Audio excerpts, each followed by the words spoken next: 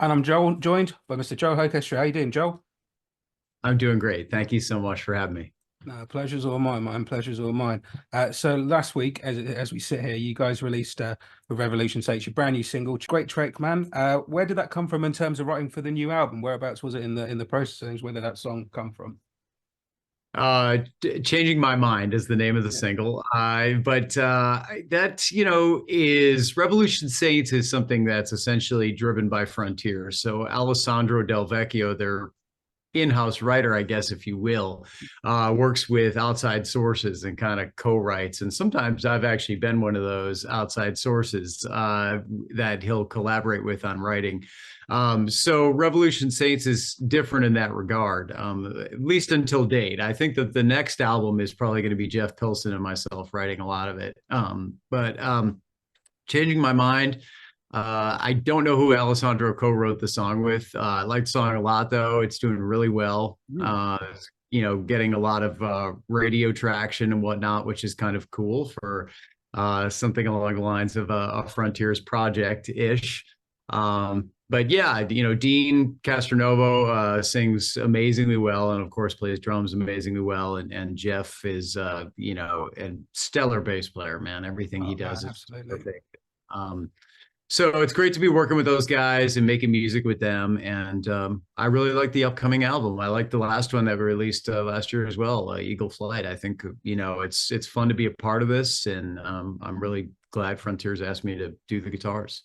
Yeah, man. I mean, I didn't realize that it wasn't the writing came from outside the three of you guys. So how do you find working like that? We'll have some songs being presented to you in that way. Uh, I think it's interesting trying all these different scenarios. Joel Hoekstra's 13 is something I do at Frontiers where I write everything. So that'd be like the polar opposite, right? I write the lyrics and the vocal melodies and the riffs and everything.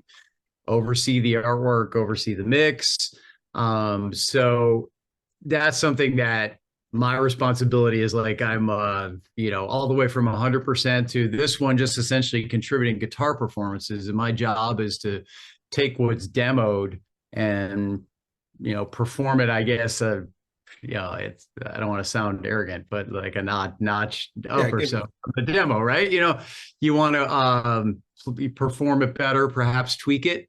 And definitely when it comes to the solos, those are usually entirely, something. Maybe if I hear something on the demo, I thought, oh, that was a nice little hook, I'll quote it or something. But for the most part, the solos are where I really, get my opportunity to shine on the project. And I will add parts on that aren't on the demos as well, like overdub ideas and things like that to lift the song. So it's very much a study in like how much music performance can elevate a song when you do one of these records, which is interesting. And then the other project I do with Frontiers Iconic falls somewhere between there, where I write the guitar riffs, and then Michael Sweet basically arranges those into song form. And then it goes to Alessandro, but he also collaborates with Nathan, who sings on it, to write lyrics and vocal melodies. So that one is a little bit more of everybody's contributing. Yeah. And that's kind of more similar to what I've done with the bands that I've been known for being a part of, with Whitesnake and Night Ranger, et cetera, where you are able to contribute guitar riffs essentially. But then lyrics and vocal melodies are other people's, departments. So I think it's cool to work on music in any capacity. So it doesn't always have to be for me writing the whole album um, to feel happy about it per se. It's fine with me to work on these records, especially considering the talent level of the people involved. Absolutely. That and just that they happen to be a couple of nice blokes. I mean, we toured together, all of us, in 2011. So when I was with Night Ranger, we went out as Night Ranger, Foreigner, which Jeff Pilson, of course, is not only a member of, a music director of that band, and then Deen Castronovo with Journey. So during that tour, Mick Jones went down, and I ended up playing with Foreigner for part of that tour as well. So I Oh, actually right, okay. played with Jeff during that tour. So Jeff and I, in particular, really bonded on that tour because that was a blast furnace experience. There was like Right. 24 hours I had to learn the Foreigner set and be on stage with them, and so you know, those times are like war conditions, you know, you go through something like that together, and then there's a bond there. So anyway, they're great guys. They've always been great to me since I met each one of them. I feel like I met each of them maybe a year or two before that tour. But they're also guys that I grew up listening to. I grew up listening to Dokken as a kid. You know, the first band I was in covered a lot of Dokken, like when I was 15, 16 years old. So I've been listening to Jeff since I was a young teen. And Deen as well, you know, a lot of people don't realize, but he kind of cut his teeth playing on a lot of the Shrapnel stuff, you know, working with Marty Friedman and Tony McAlpine and those records that were a part of the guitar scene when I was growing up. And of course, Bad English. I mean, Deen was, you know, really big with Bad English during that era. So you know, honored to work. It's just another situation in which I'm working with a couple people that I looked up to growing up in the years that I was getting my guitar playing together. I was probably still very much just trying to figure out what it is I was going to do guitar wise. And, you know, they were already stars. So it's always fun to work with people like that. Oh, nice one, man. Let me say, like the forthcoming album, which is out this coming Friday on the 9th of February against the Wind. Obviously, like you say, hot on the heels of the album from last year. Was Flight Eagle similar process? Has it always been the same since you joined Revolution Saints in terms of that?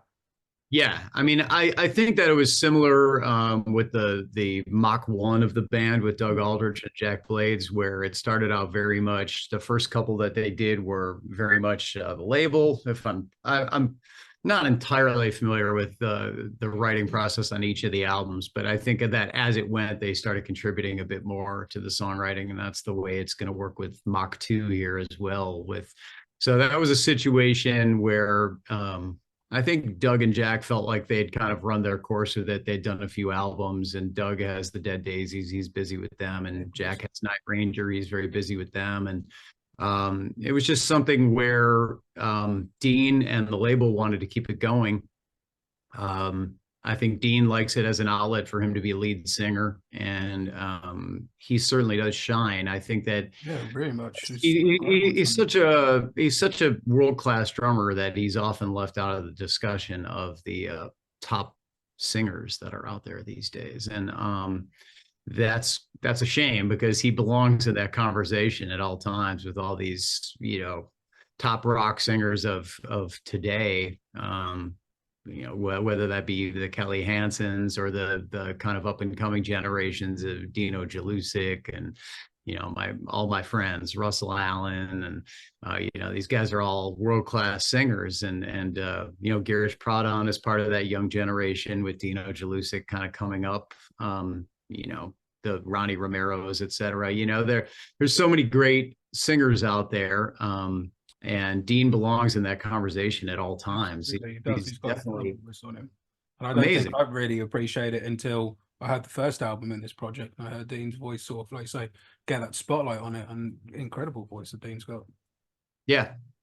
So anyway, I think Deen had an interest in keeping it going, and Frontiers as well, as it's very much their baby, and something that they've, I think as a label, tried to I guess have a little bit more of ownership over certain things. When you're cutting licensing deals with people who are making their own albums, and then Frontiers doesn't essentially own stuff, they took a little bit more of an interest of like creating stuff and having a little bit more ownership and control over some of the aspects of it. And as I said, I'm open to all avenues of musical interpretation, like, or chemistry, how these things pan out.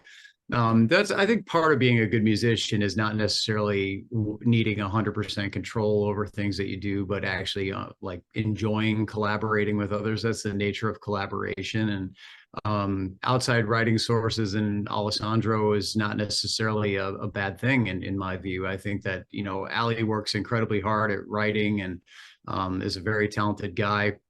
He lays it out really well for us as performers, where he does an extraordinary job of demoing the songs. They're all laid out. You can open up the session and solo up the demo guitars and you go, okay, well, here's how I would interpret that. And my job is to try and lift things, as we discussed earlier, to try Yeah. and perform things to the point where, yeah, you take it from here to here with your guitar performance. And all of us have that approach. I mean, it's there for Deen as well. And particularly with Eagle Flight, it was really fun to hear that, because when I did my guitars, the demo vocals were on there.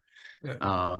And it was really fun for me a couple months later. When I recorded it, I thought, yeah, this is cool, you know? And then when I heard the mixes and I heard Deen's voice on everything, it was like, whoa, it just elevated everything so much that it was like, wow, this is a really cool album. I mean, yeah, the album that's about to release is fantastic. I've been fortunate enough to get the track sent across to me, and you can hear that kind of emotional investment from you guys in all of it. You know, it's obviously you guys aren't doing things by halves on this just because you haven't been involved in that initial demo writing period. Did you notice a big difference in change in terms of the song structurally between the demos and what's ended up on the release, or do you think it's just that level of putting your stamp on the parts, so to speak?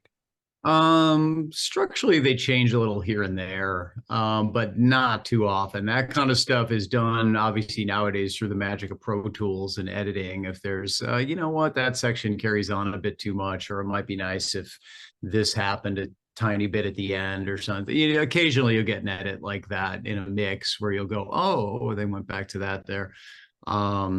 So occasionally, but not very often.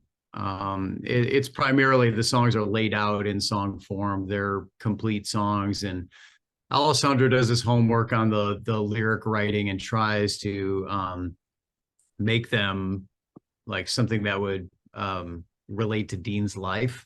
Okay. So he does kind of like random, like arbitrarily write lyrics. He tries to tie them into the people that he's writing for. Oh, that's cool.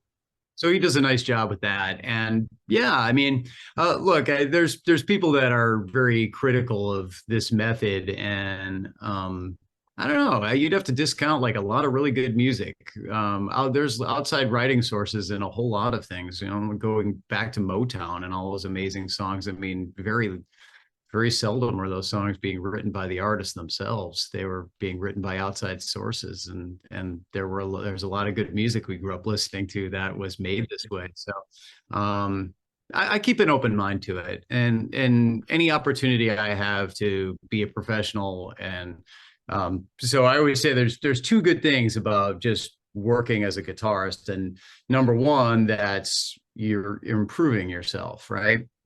So I'm not necessarily, not to say that I wouldn't do this from time to time, but I'm not going to sit every day and just try and make a YouTube clip of myself playing something a million miles an hour and have everybody recognize my skill that way, right? The sensationalism you see online on YouTube or Instagram reels and things of that nature, but very much real world, like, you know, making a song, making an album, giving somebody like something that they can listen to as an entire piece of music, not just like the statement being, look how amazing I am. And so I like that a lot, the opportunity to improve myself. And number two, of course, is make a living. You know, I mean, it's have the opportunity to continue to do what you do and pay your bills, and not have to go wait tables or something. Absolutely, man. My wife's an artist, so I know that side of it very well. You know, if you can pay your bills at the end of the day while doing what you love, you're winning. Yeah. That's huge. Definitely to have that opportunity.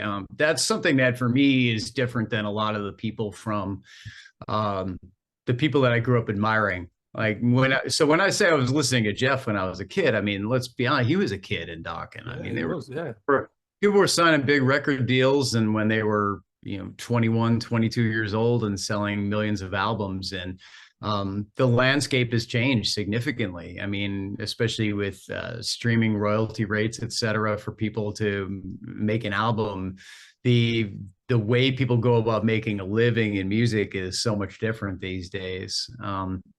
You know, when you look at, you know, what Mike Portnoy did between his stints in Dream Theater, being a part of all the Saying what that projects. man did between in those 10 years. amazing. Yeah, you know, and I always gave Mike credit for that. I think that that's amazing that he was able to coordinate all that, and realistically, he bettered himself as a drummer immensely by doing all that. By when you have to play all that different music, that really does make you a better player than somebody who plays the same set of music for your entire career or has one bag of tricks. So and obviously from a business aspect too, it's amazing he was able to coordinate all that, and you know, tour schedules and things like that, and remain active. And I think that time period between Dream Theater for him really elevated him. I have a lot of respect for Mike with how hard he works at music, and he's a great guy too. We're, you know, we've crossed paths a bunch of times, and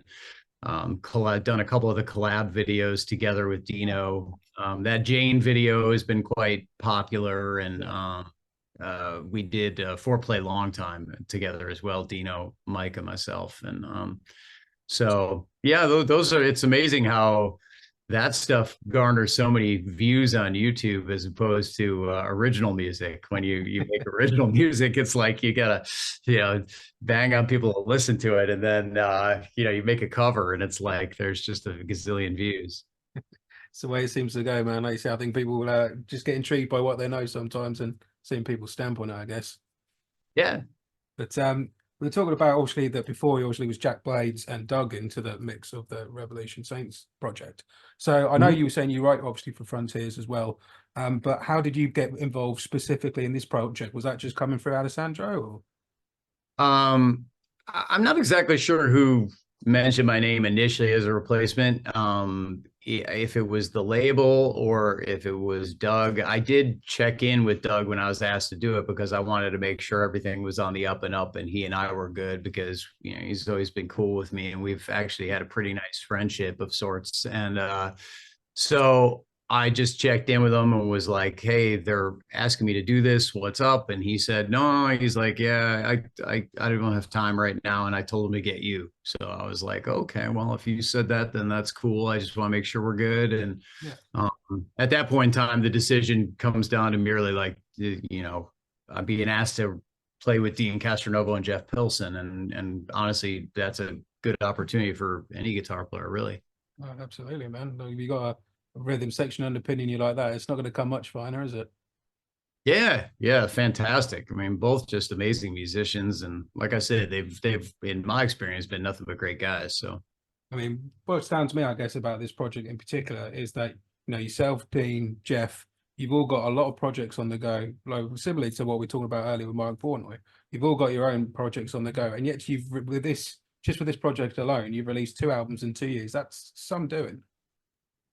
yeah, that was, you know, some people think we recorded them at the same time. I've read some comments online, but we didn't. It was just done right on the heels of it. So it was like, you know, Eagle Flight was released, and boom, we were tracking this. So it's kind of almost old school in a weird way in that regard. You know, they kind of had, I think, compiled songs at the label and said, we'll make these the 2 albums. And so that's probably why it just moved quicker. Just having, even, you know, after tracking against the winds, the release date is almost I think it's over a year after I did my guitar parts. If I recall correctly, I think I recorded my guitars in January of 23. So for it to come out February 9 of 24, you know, that's the record business, man. You go like, oh wow, I did the guitars like a year ago on that. So Oh, nice. I mean, obviously, you released the 2 singles from it so far. You released the title track, and you released Changing My Mind as well. But is there any songs, other songs in the album that you're particularly looking forward to being released? Any that you really enjoyed performing on and recording? um you know, I'm not great with favorites. I mean, different songs do different things, you know, like it's all apples and oranges for me when I play on this, or, you know, for that matter, record when I write something, because it's like, does the dark stuff appeal to people? Is the more proggy, the heavier, the poppier? It's, everybody's got different tastes. So I tend to be a pretty open-minded guy when it comes to like what I dig. I like, you know, all the way from Slayer to Goo Goo Dolls or something, you know. I mean, I kind of like, you know, melodic, jangly pop, that kind of stuff, all the way to really heavy stuff, like, you know. So anything that falls in between, I'm kind of good, man. Absolutely, man. There's a place for all of it, as far as I'm concerned. I'm with you. As long as it sounds good in your ear, that's all you want, isn't it? Yeah. I mean, it's music is emotion, right? So it just depends. And I've never understood the concept of having only one emotion appeal to you, like just like one singular style of song or something. So that's always been baffling to me. I mean, my favorite records were ones that were always kind of all over the map. I always cite like Led Zeppelin, Houses of the Holy. You know, there's so many different things on that record when you listen to it in terms of vibes and you know, nowadays it's like people hear a single and they go, oh, the whole album must be like that. That just kind of became the norm there for a while, where everybody would release an album where all 11, 12 songs had the same type of sound to them. So that's always been kind of hard for me in a regard, because you know, you feel like, well, now I'm showing like 5% of like what I really want to do, and it isn't to me, especially when I do Joel Hoekstra 13. I feel like, well, this is my opportunity to do what I want to do.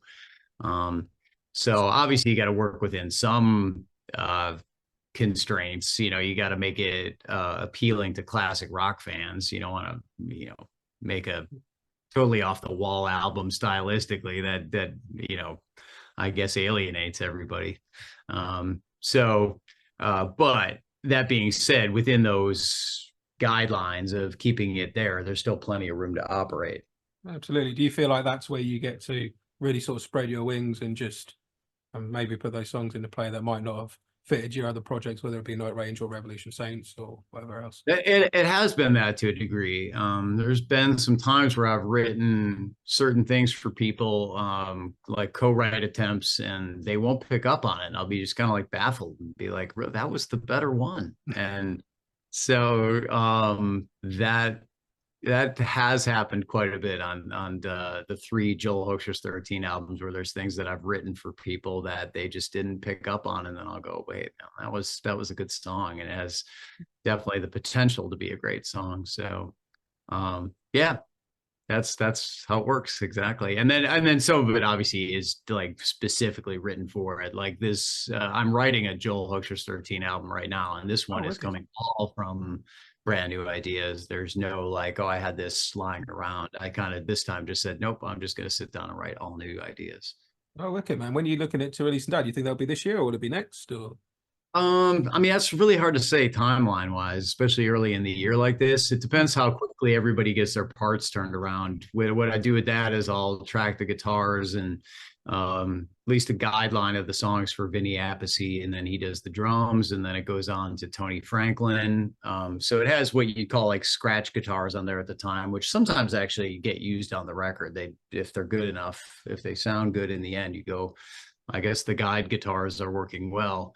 But so a lot of times you redo them. And so from there, it kind of all can work at one time. You can kind of have Derek Sherinian doing the keyboard stuff, and the Girish Pradhan doing the vocals. And then the only thing that has to happen is after you have to do backing vocals after lead vocals. Yes. So once you have lead vocals down, it goes to my friend Jeff Scott Soto. Always, this is like one of my favorite things about Joel Hoekstra 13 is I have one of the great singers of of our time in rock singing background vocals on it, which is you know, a real blessing. And he's a super nice guy, and does that for me. So he's the most overqualified backing vocalist in rock, I call him. There's not going to be many people who can get Jeff Scott Soto to do backing vocals, mate. I wouldn't have thought. Yeah, I think Jeff understands. He's got a lot of projects already that he fronts, a lot of bands and projects. So you know, in this particular situation, this is the way it works out best, I think, and he gets that. So and we're just good friends. He's a great guy. He's one of and a top pro at that. When Jeff says, you know, I have a gig to go do, and I'm going to need to rest my voice for 2 days. So expect that track on Wednesday at around 7 o'clock your time. You'll usually get an email at Wednesday at 7 o'clock your time, and there are the tracks. And he's just the top pro in that regard. There's a lot of people that aren't as punctual.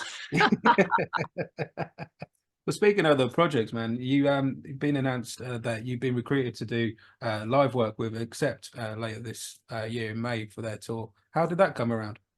Yeah, that's Michael Cardelloni just happened to be with Wolf Hoffman, and Michael's kind of an old friend of sorts. We jammed together with JJ French, who lives in my neighborhood, in a little fun project called the Pink Slip Blues Band, where we just kind of turned up in a bar and did like a blues set. And Michael's great people. Obviously, he works with Leonard Skinner now, but a lot of people know him from Damn Yankees back in the day. And so Michael said, Wolf was saying, our guitarist, is taking off. We need somebody to fill in. And Michael said, I got your guy, man, because I was kind of just looking for an opportunity to be a part of some of the European festivals this year, play some bigger shows like that, get out and play the Wackens and the Sweden Rocks and whatnot, where you're out there rocking out for 80,000 people. And so just turned out Accept basically has that lined up that their guitarist needed to miss. And then also this tour of South America, which works out perfectly for me because now it's probably been since 2019 that I've been down there with Whitesnake. So suddenly you look at an area you haven't been to, and they're incredible fans down there, man. South America's just got an incredibly passionate rock scene, so rock fans. And so to get an opportunity to go down there with them and do the European festival circuit seemed good for both parties. I mean, I'm going to do what's right for Accept is my approach in doing these things, and not look like, hey, this is good for me, but it is good for me too. It's good for me to have the opportunity to get out and do some of these things and stay out while Whitesnake is kind of in a holding pattern, touring essentially, for me to get out with them. It seemed like a good opportunity this year. Absolutely, man. I mean, like you say, with and I guess also a bit like when you stepped in with Foreigner, but how do you prep for a band like Accept, who's got obviously that kind of legacy? What's your approach to it? Like I said, just trying to do what's right for the band and keep things as much the same as possible, so everybody's comfortable. Not go in and try and reinvent things, and just go, all right, I'm going to go in and play the role of Phil Schaus basically for 4 months or with them, something along those lines. I think it's about that amount of time. So yeah, it basically, as far as time length goes, I mean, we're going to start rehearsals around towards the end of April, like last week of April, and then start South America. And so I started a few nights ago, just kind of prepping on the show and going through everything. And just so I don't have to have a feeling of panic going in, just kind of casually learn it. And it's a much more relaxed way to do things. Spend a bit of time on it every night, rather than, oh my gosh, I have to practice 12 hours today on that set, and kind of cram it all in. So, yeah, that's the way the front end of my year is going, is I have a lot of different music that I'm going to be playing. So every day kind of comes down to, all right, I've got this set to run for this, what's coming up. And the writing I mentioned to you, I'm doing as well right now. And then I do virtual teaching. So if I'm teaching like 5-6 lessons that day, I'll do one set of music beforehand or something, teach the 5-6 lessons, do another set of music, write, and next thing you know, you say, man, I put in a 9-10 hour day on guitar. And that's it's challenging to do it in terms of like energy and work ethic, but in regards to bettering yourself, I think it's a great thing. That's really cool, man. It's really cool. I mean, you said earlier about Whitesnake. Obviously, the last Whitesnake tour, the Goodbye tour, was all played by Ill Health with Reb and Tommy Aldridge, and of course Dave Coverdale had his issues with health as well. But that kind of aside, how was that tour for you, or your memories of it? It was great. David is great, and we have a great bond, great relationship. Love working for him and working with him, and awesome guy across the board. And really that whole group of people, great people. And we had a really fantastic, talented lineup for that farewell tour there, with adding Dino Jalusic as second keyboardist, and having, again, there's a backing vocalist who's, ridiculously overqualified to sing backing vocals and then having Tanya O'Callahan join on bass, like the first female member of Whitesnake ever, and she is just a great bass player, man. And that's you know, that is not just a hey, we're going to hire a female to hire a female. She really came in and kicked serious ass on bass, and is a great player. And I think, you know, Tommy really lit up after the first rehearsal. You know, when we first jammed with her and the way she played, I saw, you know, Tommy's been around and he's played with a lot of people, man. You know, he's a legend. And he was really, really happy after that first rehearsal, and went over to her and was like, you know, saw the, like, hey, this works. This is cool, man. So we had a really fun, talented lineup, and people coming from kind of different places, but the band was in terms of, you know, Dino living in Croatia, or other keyboardist Michele is an Italian, and you know, but I mean, it was just, I guess in a way that shows the international appeal of Whitesnake over the years, and the people that would be interested in joining the band. You know, Michele in particular is just always, Whitesnake's always been his favorite band. So anyway, it was great, and having Steve Vai join us on stage at Hellfest was great. And it would have been nice to see a little more of that had we been able to continue the tour, have past Whitesnake members come up on stage and join us. I think that, you know, would be the best way to kind of serve a band like that that's had such a long history.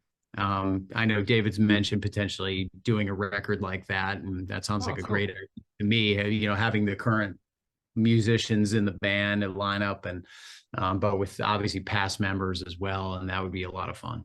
Absolutely, man. It seemed like with the last Whitesnake studio album, Flesh and Blood, though, that you already like really sank in with each other in terms of writing, and only you got, you know, there was a lot of, seemed like instantly there was that kind of writing chemistry amongst you guys. Yeah, I mean, Reb and I worked really well together. So some of the stuff was David, Reb, and myself. David, Reb, and me. No, David, Reb, and myself. And then sometimes it was just David and me, and sometimes Reb and David. So I think, you know, I ended up having 7 co-writes total with David with that, which was very generous of him to include me. He didn't necessarily have to do that, and that was just nice of him to ask me to be a part of the writing process, and I you know, was honored.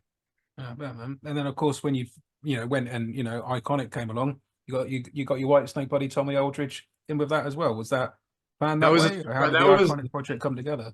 That was a surprise, because the label said, hey, we want you to, Michael Sweet and I had talked about doing something together, and Nathan James, they were talking about, we really want him to do a solo album and surround him with some classic rock musicians that are, you know, have some name or clout, I guess, in our scene. And so I think those two ideas kind of merged on Frontier's end. They said, well, why don't we take Joel and Michael and put them with Nathan? And then they said, and we'll fill in the drummer and bass player later. So when I signed the contract to do Iconic, they just said on the contract, it was like, you know, we'll figure out the drummer and bass player. So I thought maybe those won't be as well-known musicians. And lo and behold, we probably got the most well-known there on drums with Tommy Aldrich, and then Marco Mendoza. So, you know, obviously they kind of steered it more in a Whitesnake direction with that move, but is what it is. And, you know, they had a good time doing that first record, and there's a second one in the works that eventually